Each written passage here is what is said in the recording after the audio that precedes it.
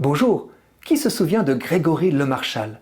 Des millions de Français ont été touchés par ce jeune chanteur révélé en 2004 par sa victoire à la Star Academy. Il avait alors 21 ans, avant de s'éteindre 2 ans et demi plus tard, le 30 avril 2007, après une carrière fulgurante. La mucoviscidose dont il était atteint depuis la petite enfance s'était soudain aggravée. Grégory Lemarchal fut un exemple type de résilience. Il avait développé son talent de chanteur sur sa faiblesse, car sa voix était paradoxale, à la fois puissante et fragile. S'il avait une tessiture de 4 octaves, sa maladie l'essoufflait. La mucoviscidose est une affection génétique héréditaire grave qui touche environ une naissance sur 2500 en Europe et en Amérique du Nord. Jusqu'à ces dernières années, aucun traitement ne parvenait à en venir à bout.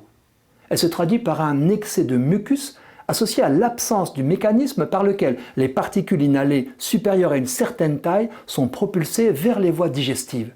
Cette anomalie favorise des infections bronchiques par des bactéries opportunistes qui entraînent à leur tour une réponse inflammatoire des voies aériennes. Ce processus devient chronique et provoque la destruction des tissus pulmonaires, donc une perte de la fonction respiratoire jusqu'au décès. Voilà le triste tableau qui explique la mort de nombreux patients dès l'enfance ou à l'aube de l'âge adulte. Depuis quelques années cependant, des progrès spectaculaires ont été réalisés grâce à l'apparition d'un nouveau traitement. Il s'agit du Kaftrio, une trithérapie, 3 molécules associées en un seul comprimé. Produit par le laboratoire américain Vertex, ce médicament peut améliorer en quelques jours les capacités pulmonaires des patients. Autorisé et remboursé en France depuis 2021 pour les plus de 12 ans, le Kaftrio l'a été au plus de 6 ans, 1 an plus tard. Depuis septembre 2023, les enfants de 2 à 5 ans peuvent à leur tour en bénéficier. Le résultat est spectaculaire.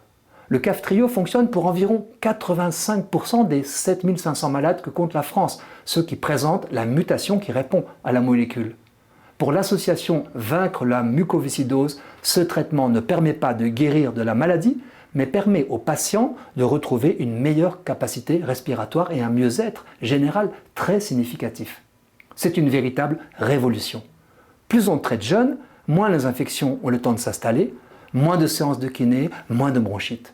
Il faut voir les jeunes patients retrouver du souffle. Déjà, leur espérance de vie est passée au-dessus de 50 ans. Isabelle Sermé-Godlus, responsable de l'unité mucoviscidose à l'hôpital Necker-Enfants Malades à Paris, partage un espoir incroyable. Je la cite. « Chez les plus jeunes, on peut maintenant théoriquement penser que la maladie ne s'installera pas. Il naît environ 120 bébés atteints chaque année et les chercheurs envisagent une prescription dès 1 mois après la naissance. Plus de 30 ans après la découverte du gène, et alors que c'est répandu son dépistage prénatal, qui peut être suivi d'un avortement, ce dépistage pourrait enfin devenir synonyme de traitement précoce efficace. Que ces vies soient enfin à la fois sauvées et préservées des symptômes de la maladie, c'est une double bonne nouvelle.